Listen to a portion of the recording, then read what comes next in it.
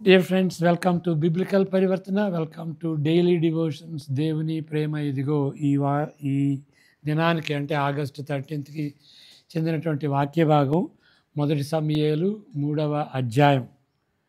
ఏ విధంగా ఏలీ మరి సమూయేలు ఆ, వాళ్ళ వాళ్ళ యొక్క ఇంటరాక్షన్ అన్నమాట. తీవ్రమైన తప్పు చేస్తే ఎలా సర్దిద్దుకోవాలి అనే దానికి ప్రశ్న దొరుకుతుంది. దీన్ని చదవకముందు మనం ప్రార్థన చేసుకుందాం. May the words of my mouth and the meditation of our hearts be acceptable in thy sight, our rock and redeemer. Amen. ప్రవక్తల్ని దేవుడు పిలుచుకునేది వేరే వేరే విధాలుగా ఉంటుంది కదా. ఒక జీవిత స్థాయిలో ఉన్నప్పుడు కానీ ఒకే విధంగా ఆయన సేవకి పిలువడు. తెకోవాలో కాపరిగా, పశువుల కాపరిగా ఉన్నప్పుడు ఆమోసు పిలువబడ్డాడు. శిష్యరికమునకు ఏలియా ద్వారా ఎలీషాని పిలువబడ్డాడు. కానీ సమూయేలు తల్లి గర్భంలో పడక ముందే పిలువబడ్డాడు.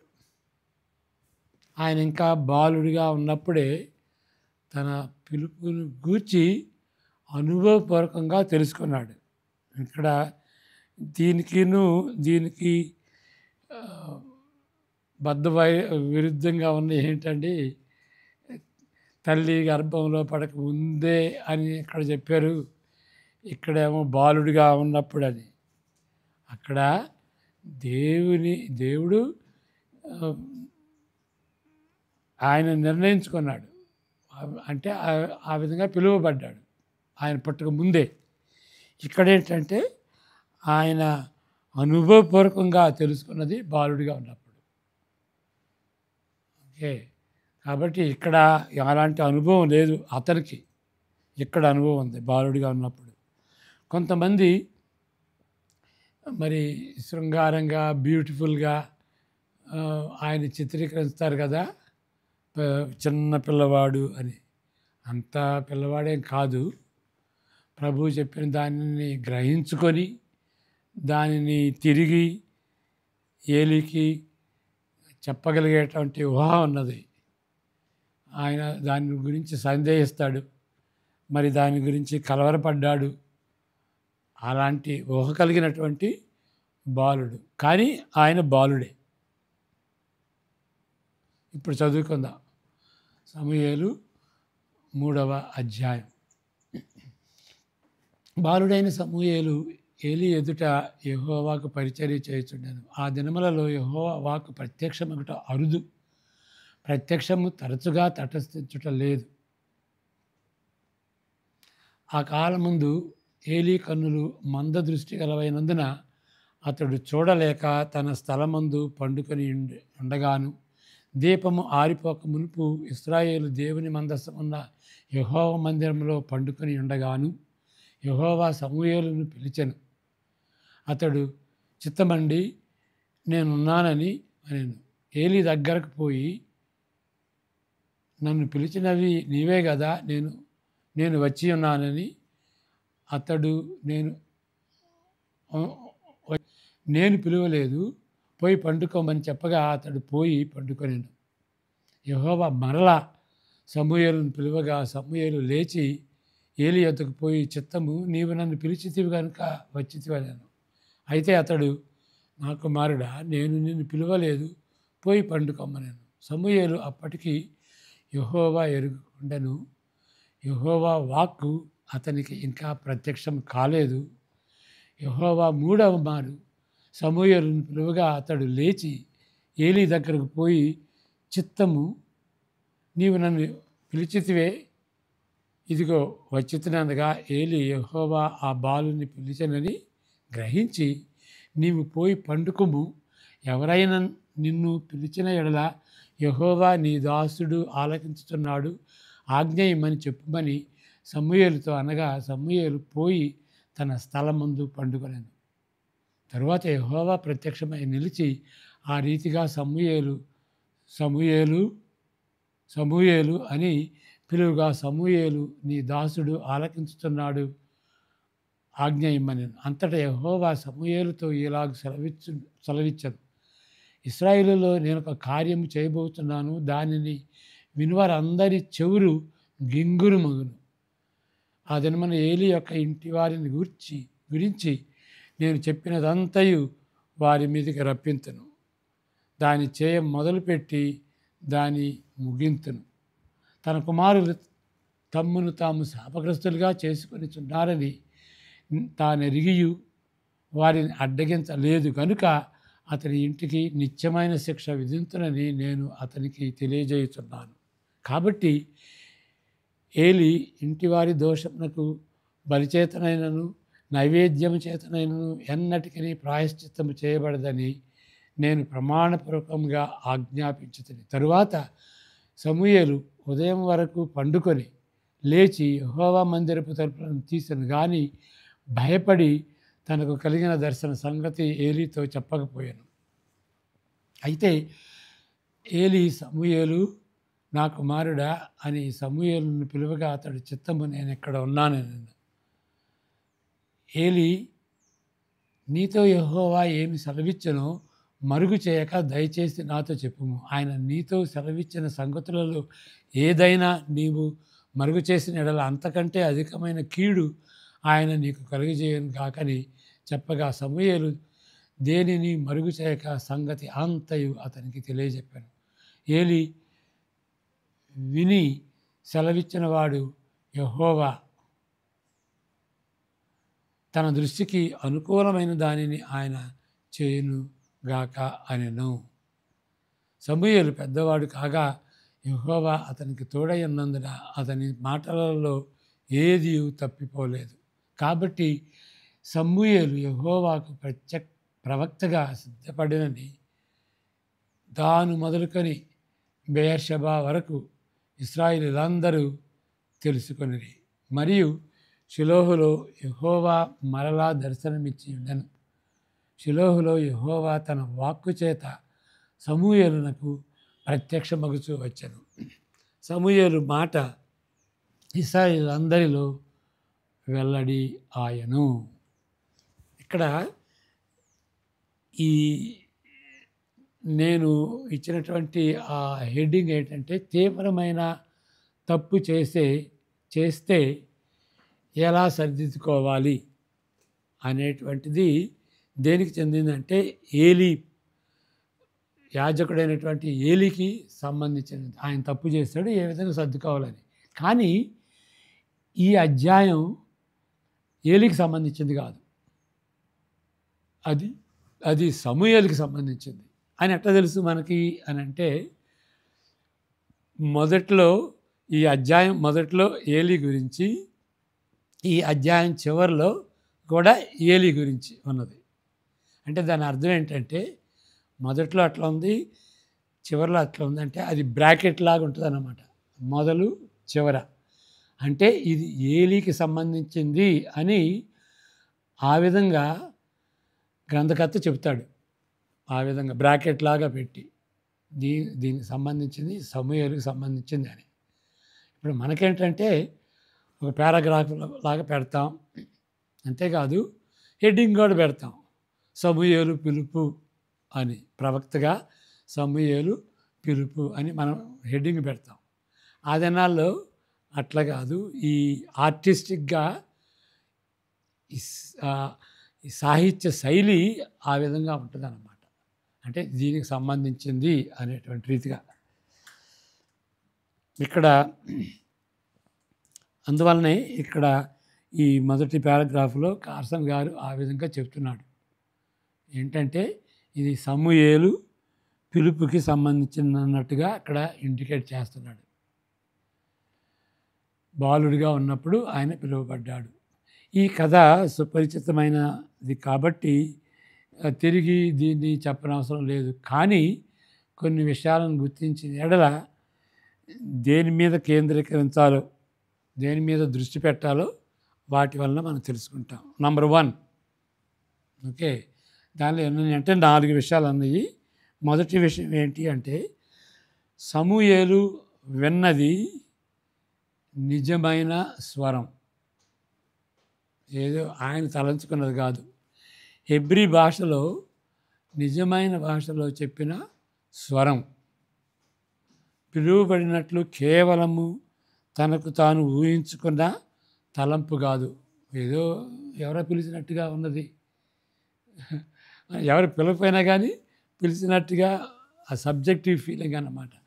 అలాంటిది కాదు. ఇది ఆబ్జెక్టివ్గా దేవుడు యెహోవా హెబ్రీ భాషలో ఆయనకు అర్థమయ్యేటట్టుగా చెప్పినటువంటి స్వరం.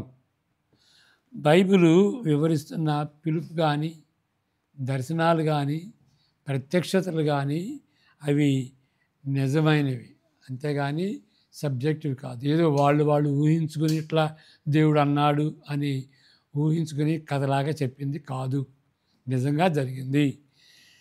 కానీ సమూయేలు కాలంలో అలాంటి పిలుపు, దర్శనాలు, దేవుడు సంభాషించటం చాలా అరుదు. మొదటి వచనంలోనే మనం చదువుకున్నాం. ఇంతవరకు ఇలాంటి అనుభవం సమూయేలుకు లేదని ఖచ్చితంగా చెప్పగలం. సమూయేలు అప్పటికి యెహోవాను ఎరుగకుండెను. యెహోవా వాక్కు అతనికి ఇంకా ప్రత్యక్షము కాలేదు. రెండవ విషయం మనం గమనించాల్సింది, ఏలీ విషాదకరమైన వ్యక్తి, విచారకరమైన వ్యక్తి. కుటుంబ విషయంలో ఆయన దుష్పరిమాణానికి కారకుడైన వ్యక్తిగా ఉన్నప్పటికీ వ్యక్తిగతంగా అయితే మాత్రం ఆయన యథార్థవంతుడు. మరి ఆయన గురించి ఇంకా ఏం చెప్పాలంటే ఏంటంటే, మూడవసారి యెహోవా పిలుపుని సమూయేలు విన్నప్పుడు ఏలీ తన సుదీర్ఘ అనుభవాన్ని బట్టి, అంటే దేవుని యొక్క స్వరం ఎట్లా ఉంటుంది, దేవుడు ఎట్లా మాట్లాడతాడు, అలాంటి అనుభవం ఉన్న వ్యక్తి కాబట్టి ఏమి జరుగుతున్నదో గుర్తెరిగి సమూయేలుకు సరి అయిన సలహా ఇస్తాడు. ఏమనిచ్చాడు? యెహోవా నీ దాసుడు ఆలకించుతున్నాడు, ఆజ్ఞ ఇమ్ము అని చెప్పాయా బాబు అని సమూయేలుతో ఏలీ చెబుతాడు. 9వ వచనంలో చూసాం. ఈ సందర్భంలో సమూయేలుకు ఇవ్వబడిన దర్శనంలోని సంగతి ఆశ్చర్యమును కలిగించేటట్లు ఎంతగానో దానిని వినేవాళ్ళు చెవి గింగురమనేటట్టుగా రీతిగా ఉంటుంది. ఇది మంచి వార్త కాదు. ఇది ఎదురైన పరిణామానికి అంటే నెగిటివ్గా మార్చబడుతుంది. దానికి దిగ్భ్రాంతి కలుగజేసేటటువంటి రీతిగా రావు ఎదురు దెబ్బ తగలబోతున్నది. అంటే గింగురమని ఏంటి అంటే అర్థం ఏంటంటే ఎదురు తగిలిపోద్ది ఈ ఆయనకి మరి దేశానికి ఎదురు దెబ్బ తగిలేటువంటిది. అది ఎంతవరకు ఆశ్చర్యం కలిగిస్తుందంటే వినేటువంటి వాళ్ళు చెవులు గింగురమంటాయి. అంతకుముందు యెహోవా చెప్పినట్లు ఏలీ కుటుంబం నాశనమౌట ఈ విషాదగాథలో ఒక భాగం. ఏలీ కుటుంబం నాశనం అవటం దానిలో ఒక భాగం ఏంటంటే ఏలీ కుటుంబం కూడాను నాశనం అవుతుంది. తన కుమారులు తమను తాము శాపగ్రస్తులుగా ఎంచుకొనుతున్నారని తాను ఎరిగి కూడా అడ్డగించలేదు. తెలుసుకున్నాడు. ఏదో ఒక చెప్పినా కానీ మైల్డ్గా చెప్పుంటాడు. కానీ అడ్డగించుకునేటటువంటి రీతిగా ఆయన అధికారంలో ఉన్నాడు కదా, ఎందుకు అడ్డగించకూడదు? కనుక అతని ఇంటికి నిత్యమైన శిక్ష విధింతులని యెహోవా దేవుడు చెప్పాడు. 13వ వచనంలో చూసాం. దేవుడు ఏలీని అంతకుముందే హెచ్చరించి ఉన్నాడు. ఇలాంటి నిర్లక్ష్యము ఎప్పుడు చెడ్డదే కానీ మత నాయకుల కుమారులు ఎప్పుడు చెడ్డదే. దేవుడు చెప్పిన దాన్ని నువ్వు సరిదిద్దుకో, నీ పిల్లల్ని సరిగ్గా చూసుకో అని దేవుడు చెప్పినా కానీ ఆయన నిర్లక్ష్యం చేశాడు. ఒక మత నాయకుడు కుమారులు ఆయన ప్రజలను దుర్వినియోగపరుస్తుంటే ఆ కుమారులు దుర్వినియోగం పరుస్తూ కుమారులను హెచ్చించేటువంటి నాయకుడిగా ఉన్నాడు. వాళ్ళని హెచ్చుగా చేసేసి దేవుని తృణీకరించే స్థానంలో వాళ్ళని పెట్టాడు. అది మరింత చెడ్డది. ఓకే, మరి 4వది విషయం ఏంటి అంటే, యెహోవా సమూయేలుకు చెప్పిన మాటలన్నిటినీ చెప్పించుకొని మాట ఇచ్చాడు. నువ్వు నాకు చెబుతావా అని సమూయేలుని అడిగాడు. సరే చెప్తానండి అన్నట్టుగా. ఏలీ స్పందించిన తీరు యెహోవాను నమ్మినట్టుగా కనిపించినప్పటికీ తన బాధ్యత బయటపడుతుంది. తన బాధ్యతను కప్పుకుంటున్నాడు ఆయన. ఏమంటున్నాడు? సెలవిచ్చిన వాడు యెహోవా తన దృష్టికి అనుకూలమైన దానిని ఆయన చేయునుగాక. పిల్లలకి ఆ విధంగా జరగబోతుంటే ఇక ఆయన ఏం పట్టించుకున్నట్టుగా అంత సులువుగా may God do what ever he wants, దేవుడికి తన వచ్చినట్టు చేయునుగాక అని అంటమేంటి? ఓకే, మరి 18వ వచనం మళ్ళీ చదువుకుందాం. 1 సమూయేలు 3:18. సమూయేలు దేనిని మరుగు చేయక సంగతి అంతయు అతనికి తెలియజెప్పాను. ఎందుకంటే అంతకుముందు చెప్పమని చెప్పాడు. నువ్వు ఏదైతే దేవుడు చెప్తాడో నాకు తప్పకుండా చెప్పు అన్నాడు. కాబట్టి మరి సమూయేలు ఏలీతో చెప్పాడు. ఏలీ విని ఇక ఏ విధంగా స్పందిస్తాడు? సెలవిచ్చిన వాడు యెహోవా తన దృష్టికి అనుకూలమైన దానిని ఆయన చేయనుగాక అని ఆయనను. ఇక్కడ ఆయన ఇంత తీవ్రమైనటువంటి దాన్ని అంత చులకనగా చేసుకుని may God do what ever he wants అని చెప్పటం ఏంటి? అది చాలా నయీవ్, వింప్ అంటారు ఇంగ్లీష్లో. వెంటనే ఆయన ఏం చేయాలి? ఆయన చేశాడు, తప్పు చేశాడు. పిల్లల ఎడల పిల్లలు దేవుని దృష్టిలో దేవునికి వ్యతిరేకంగా తప్పు చేస్తూ ఉంటే వాళ్ళని తీవ్రంగా గద్దించాలి. మనుషులకి వ్యతిరేకంగా చేస్తే గద్దించాలి. మరి దేవునికే వ్యతిరేకంగా చేస్తే ఇంకెంత గద్దించాలి? ఎట్లా అడ్డుపడాలి? చేయటానికి వీల్లేదు అని వాళ్ళ మీద కోప్పడాలి. చేయకుండా చేయాలి కదా, అట్లా చేయలా. వెంటనే ఎందుకు ఏలీ పశ్చాత్తాపపడి తన కుమారుల మీద నియాత్మక చర్యను తీసుకొని, అంటే ఒక డిసైజివ్ యాక్షన్ తీసుకోవాలన్నమాట. ఏ అనుమానం లేనటువంటి చర్య తీసుకోవాలి. అది తీసుకోవాలి. తీసుకుని తన యాజకత్వపు హక్కును, ఆయనకు హక్కు ఉంది యాజకుడిగా, హక్కును బట్టి వారిని క్రమశిక్షణలో పెట్టి దయచూపమని యెహోవాని వేడుకోనాలి. అది చేయాల. మరలా చదువుతాను ఆ సెంటెన్స్. వెంటనే ఏలీ పశ్చాత్తాపపడి తన కుమారుల మీద న్యాయాత్మక చర్య తీసుకుని తన యాజకత్వపు హక్కును బట్టి వారిని క్రమశిక్షణలో పెట్టి దయచూపమని యెహోవాను వేడుకొనలేదు. ఇది చేయాల్సింది. ఓకే, తప్పు చేయకూడదు, చేశాడు. చేసిన తర్వాత ఎట్లా హ్యాండిల్ చేయాలి? ఇది సీరియస్ తప్పు. చిన్న తప్పు కానీ పెద్ద తప్పు కానీ చేయాల్సింది ఏంటి అంటే, తప్పు అని తెలిసిన తర్వాత ముందు పశ్చాత్తాపడాలి. పశ్చాత్తాపడతామంటే సేయింగ్ సారీ. ఎవరికి సారీ చెప్పాలి? ఎవరికైతే మనం హాని చేసామో వాళ్ళకి సారీ చెప్పాలి. వాళ్ళకి సారీ చెప్పాలి. కానీ ఏ తప్పైనా సరే, ఏ పాపమైనా సరే అంతకుముందు మనం చెప్పుకున్నటువంటి రీతిగా ప్రతిదీ కూడాను దేవునికి వ్యతిరేకంగా ఉండేటువంటి పాపం. పాపం అంటేనే అది దేవునికి వ్యతిరేకత అన్నమాట. వేరే వాళ్ళకి పాపం అని చెప్పినా కానీ తప్పనిసరిగా దేవుని ఎదుట మనం పశ్చాత్తాపపడాలి. ఓకే, పశ్చాత్తాపపడి అట్లా ఊరుకుంటుంటే కాదు, ఆ తప్పుని సరిదిద్దుకోవాలి. ఇక్కడ పిల్లల్ని నిర్ణయాత్మక చర్య తీసుకోవాలి. ఓకే, తన యాచకుడు కాబట్టి ఆయనకు హక్కు ఉంది కాబట్టి ఆయన పరిధిలో ఉన్నటువంటి బాధ్యతను నిర్వహిస్తూ తన హక్కుని వాడుకోవాలి. ఓకే, దేవుడు ఒక leadership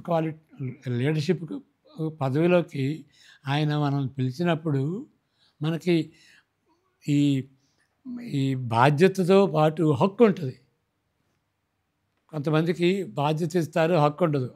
that is not leadership. ఎంతవరకు బాధ్యత ఉంటుందో అప్పగిస్తాము, దానికి తగినటువంటి హక్కు కూడా ఇవ్వాలి, అధికారం కూడా ఇవ్వాలి. మరి ఆ అధికారాన్ని బట్టి వారిని పిల్లల్ని క్రమశిక్షణలో పెట్టాలి కదా. అంతేకాదు యెహోవాని దయ చూపించమని, క్షమించమని అడగాలి.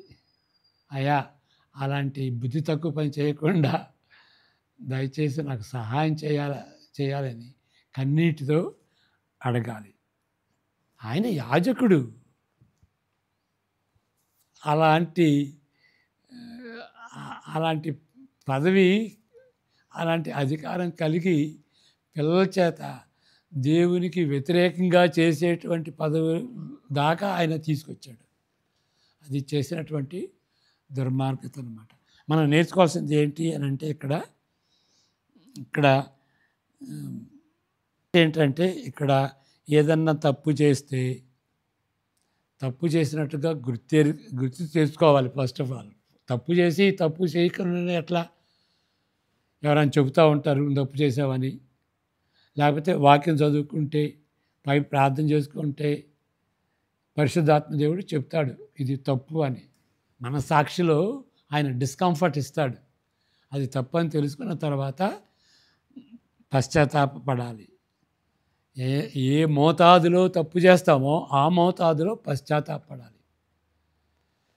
దేవుడు క్షమిస్తాడు. దేవుడు దేన్ని బట్టి క్షమిస్తాడు? సిలువను బట్టి క్షమిస్తాడు. అది సిలువను బట్టి క్షమిస్తాడు. యేసు ప్రభువు చనిపోయి తిరిగి లేచాడు అంటే దాని అర్థం ఏంటంటే ఆయన మరణాన్ని బట్టి మనుషుల్ని క్షమిస్తాడు. మనుషుల్ని క్షమించటానికి, దేవునితో మనుషులు పొత్తు ఉండటానికి ఈ యొక్క బలి సరిపోతుంది అనేటువంటి రీతిగా దేవుడు యేసు ప్రభువుకి పునరుద్ధానాన్ని ఇచ్చాడు. అది పునరుద్ధానం యొక్క ఒక అర్థం. కాబట్టి అంగీకరిస్తాడు. దాన్ని బట్టి యేసుక్రీస్తు సిలువను బట్టి మనకి క్షమాపణ ఉంటుంది. మన యొక్క ప్రార్థనకి దయచూచి ప్రభువా అని ప్రార్థన చేసుకోవాలి. యేసు ప్రభు చనిపోయాడు కదా అని ఆటోమేటిక్గా మనకి క్షమాపణ వస్తుంది. No, nothing automatic.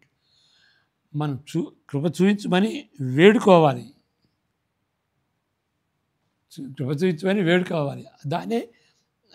దాన్నే ఏమంటారు? మారు మనసు అంటాం. తప్పు అని తెలుసుకున్నప్పుడు తప్పు నుండి ఒప్పుగా మారాలి. తప్పు నుండి దేవుని వైపుకి తిరగాలి. ఇంకొక విషయం, యేసు ప్రభువుని విశ్వసించాలి. విశ్వసించకపోతే యేసు ప్రభు శిలువలో చేసినటువంటి ఆ యొక్క కార్యం మనకు వర్తించదు. ఇది ఎలక్ట్రిసిటీ అనుకోండి. విశ్వాసం, ఆయన నమ్మటం అనేది స్విచ్ లాంటిది. ఆ స్విచ్ లేకపోతే యేసు ప్రభు ఏది చేసినా కానీ సిలువలో మరణ పునరుద్ధానాల్లో చేసినటువంటి కార్యం మనకి ప్రసరించదు, మనకి ఎఫెక్ట్ కాదు. ఆ ఎలక్ట్రిసిటీ మనకు రాదు. మనం స్విచ్ ఆన్ చేయాలి. కొంతమంది పైకి ఆన్ చేస్తారు, కొంతమంది కిందకి ఆన్ చేస్తారు. ఎట్లయినా సరే ఆన్ చేసుకోవాలన్నమాట. అది ఒకటి. రెండవది ఏంటి అని అంటే దేవుని యొక్క పిలుపు ఒకే విధంగా ఉండదు అని నేర్చుకున్నాం. ఓకే.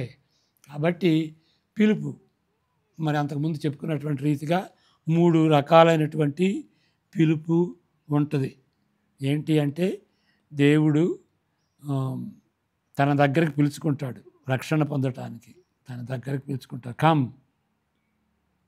సువార్త ద్వారా పిలుచుకుంటాడు. అదొక పిలుపు. రెండవది ఏంటంటే పరిశుద్ధ జీవితం జీవించటానికి. ఓకే. మూడవది ఏంటి అని అంటే ఆయన్ని సేవించటానికి. ఈ 3 కూడాను ఒక్కొక్కళ్ళకి మరొకళ్ళతో పోల్చుకుంటే డిఫరెంట్గా ఉంటుంది. ఎప్పుడు నన్ను ఇట్లా పిలుచుకున్నాడు కాబట్టి దేవుడు అదే విధంగా పిలుచుకోవాలి అని మన యొక్క అనుభవాన్ని వేరే వాళ్ళ మీద రుద్దకూడదు. ఓకే. కానీ అనుభవం ఉండాలి. దేవుని దగ్గరికి రావటం, పశ్చాత్తాపడటం, తిరిగి జన్మించటం అనే అనుభవం ఉండాలి. ఆ అనుభవం ఎట్లా వచ్చిందో వాళ్ళు సాక్ష్యం ద్వారా చెబితే నా అనుభవం లాగా ఉండకపోవచ్చు. కొంతమందికి స్లోగా ఉంటుంది, డేట్ తెలియదు. నా ఉద్దేశంలో, నా అనుభవంలో ఒకరోజు జరిగింది. 30th of April 1961 ఒక రోజులో అయింది. ఇక నాకు అనుభవం ఉందని ఏ రోజు చెప్పు అని నేను అడిగితే, గోజాడితే అది తప్పు. అసలు డేటు గుర్తుండకపోవచ్చు, కానీ నేను తిరిగి జన్మించాను అనేటువంటి అనుభవం కలిగి ఉండాలి. ఒకరోజు కానీ అట్లా కానీ మరి తల్లిదండ్రుల దగ్గర కానీ, ఇయ్యు ద్వారా కానీ, చర్చి ద్వారా కానీ, కళ్ళలో కానీ, దర్శనంలో కానీ ఏదో రీతిగా దేవుడిచ్చినప్పుడు తెలుసుకోవాలి. నేను తిరిగి జన్మించాను, నేను పాపినని ఒప్పుకున్నాను, యేసుప్రభు నా పాపాలు క్షమించాడు, ఆయన శిలువ రక్తాన్ని బట్టి దేవుడు నన్ను అంగీకరించాడు, దేవుడు నా హృదయంలోనికి వచ్చాడు, ఆయన కుమారుణ్ణి, ఆయన కుమార్తెను నేను క్రైస్తవ జీవితం మొదలుపెట్టాను. ఆ విధంగా అదేవిధంగా మరి పరిశుద్ధ జీవితంలో కూడా అదేవిధంగా దేవుని సేవించడంలో కూడా అనేక విధాలుగా సేవించవచ్చు. రోమా 12:12లో ఏ విధంగా దేవునికి అంకితం చేసుకుంటాం, పరిశుద్ధ జీవితం జీవించటానికి కంకణం కడతాం, మన శరీరాలని ఓకే దేవునికి అర్పించుకుంటాం. మన జీవితం ద్వారా దేవునికి ఎట్లా అనుకూలంగా జీవించడానికి మనం సమర్పించుకుంటాం. అక్కడే ఉంటుంది 12:1-2. తర్వాత ఇక 3 దగ్గర నుండి ఏ విధంగా సేవించాలి, అనేక రకాలుగా దేవుడు తలాంతులు ఇస్తాడు, గిఫ్ట్స్ ఇస్తాడు, వరాలు ఇస్తాడు. గిఫ్ట్స్ కానీ వరాలు కానీ న్యాచురల్గా ఉండని, మరి మనం మారు మనసు పొందినప్పుడు స్పిరిచువల్గా ఉండని, ఏదైనా సరే వాటన్నిటినీ వాడుకుంటూ దేవుని సేవించాలి. అనేక రకాలు అన్నమాట. హాస్పిటాలిటీ, ఆదరణ, బన్నబాలాగా ఆదరణ. కొంతమంది నాకు ఒక తెలిసిన అతను ఉన్నాడు. అతను ఏమంటాడంటే my gift is to give money అంటాడు. చూడండి. ఓకే. మరి ఇక I want to be your friend అని ఆయన వెంటబడటం కాదు, ఆయన గిఫ్ట్ చెప్పుకున్నాడు, దిస్ ఇస్ మై గిఫ్ట్ అని. కాబట్టి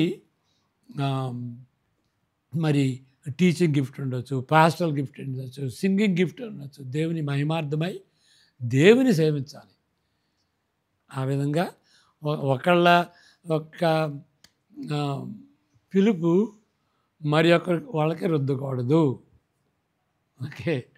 యోహాను సువార్త 21లో కూడా మనం చూస్తాం.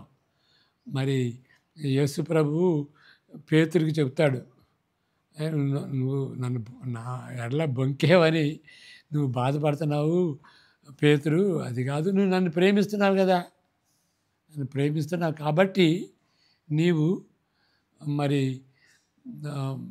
దానికి ప్రేమిస్తున్నావు కాబట్టి నువ్వు గొర్రెలను మేపు. ఓకే. గొర్రెలను మేపు, చిన్న మందని మేపు అంటే పాస్టర్గా ఉండు, కాపరిగా ఉండు అని. మరి ఆయన వెనక యోహాను వస్తూ ఉంటే సీ ఆఫ్ గ్యాలిలీ ఆ తీరం నడుస్తూ ఉంటే ఆయన చూసి యేసయ్య మరి ఈయన సంగతి ఏంటి అని అంటే, నువ్వు గమ్మున్నారు మూసుకో, ఆయన సంగతి నీకెందుకు, నువ్వైతే హతసాక్షిగా మరణిస్తావు అని చెప్పాను, ఆయన కూడా మరణిస్తాను అదేవిధంగా, నువ్వు పోల్చుకోవద్దు. వాట్ ఈస్ దేర్, నేను వచ్చేంత వరకు ఆయన జీవిస్తాడేమో, ఆయనకి జీవిస్తే నీకేంటి అని పోల్చుకోవద్దు. ఇట్లాగే దేవుని సేవ విషయంలో ఇట్లాగే ఉండాలి అని నువ్వు తలంచవద్దు. కాబట్టి మన అనుభవాల్ని చెప్పుకోవాలి. మన అనుభవాలకి మనకు తగినట్టుగా దేవుని జ్ఞానం చొప్పున అనుభవం ఇస్తాడు. కానీ మనం ఆ అనుభవాలను వేరే వాళ్ళ మీద రుద్దకూడదన్నమాట. దాన్ని బట్టి చాలా సంఘం డివిజన్ అవుతుంది. చాలా తప్పన్నమాట. దేవుడు వేరే అనుభవాలు ఇస్తాడు, వేరే విధంగా పిలుచుకుంటాడు. కాబట్టి మెచ్యూర్గా ఉన్నటువంటి వాళ్ళు ఓకే, గుడ్, కానీ అనుభవం కలిగి ఉండాలి. నువ్వు ఎట్లన్నా ఏ విధంగాన కలుగు, మారు మనసు పొందాలి, పరిశుద్ధ జీవితం జీవించాలి, యేసు ప్రభుని సేవించాలి. ఏ విధంగా అనేది వేరన్నమాట. ప్రార్థన చేసుకుందాం. యెహోవా నిన్ను ఆశీర్వదించి కాపాడును కాక, తన సన్నిధి కాంతిని నీపై ప్రకాశింపజేసి నిన్ను కరుణించును గాక. ఆయన సన్నిధి కాంతిని నీపై ఉదయింపజేసి నీకు సమాధానం అనుగ్రహించును గాక. ఆమేన్. God bless you.